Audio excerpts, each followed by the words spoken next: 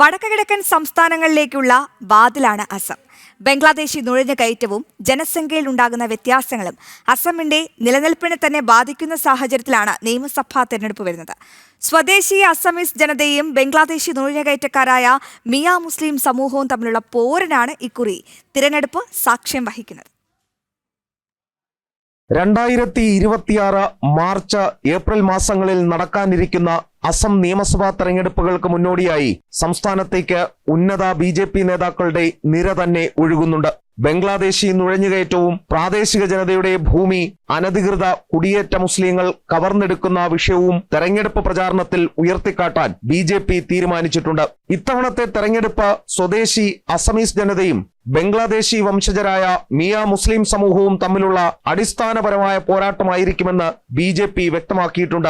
അസമിന്റെ ഭാവി, സുരക്ഷ, സാംസ്കാരിക നാഗരിക തുടർച്ച എന്നിവ സംരക്ഷിക്കുകയാണ് ലക്ഷ്യമെന്നും BJP വ്യക്തമാക്കുന്നു. 2027 നടക്കുന്ന അടുത്ത സെൻസസ് സമയത്ത് അസമിലെ ജനസംഖ്യയിൽ ബംഗാളി വംശജരായ മുസ്ലിങ്ങൾ ഏകദേശം 40% വരുമെന്നാണ് കണക്കുകൂട്ടൽ. അതേസമയം അസമിലെ സ്വദേശി ജനതയുടെ സംഖ്യ കുറയുകയാണെന്നും ആശങ്ക ഉയരുന്നുണ്ട്. BJP വീണ്ടും അധികാരത്തിലെത്തിയാൽ മുഴുവൻ അസമും കടന്നുകയറ്റക്കാരിൽ നിന്നും മോചിപ്പിക്കുമെന്ന് കേന്ദ്ര ആഭ്യന്തരമന്ത്രി അമിത്ഷാ വ്യക്തമാക്കി കഴിഞ്ഞു. അസമീസ് ജനതയുമായി സംഘർഷത്തിലുണ്ടായിരുന്ന ബിഹാറി, മാർവാടി, ബംഗാളി ഹിന്ദുക്കൾ എന്നിവരെ ഒപ്പം നിർത്താനും ശ്രമം നടക്കുന്നുണ്ട്.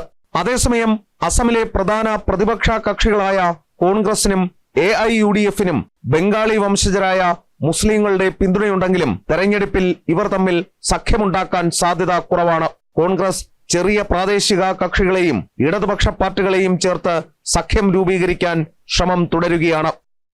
എസ് ശ്രീകാന്ത്, ജനം, ഡൽഹി.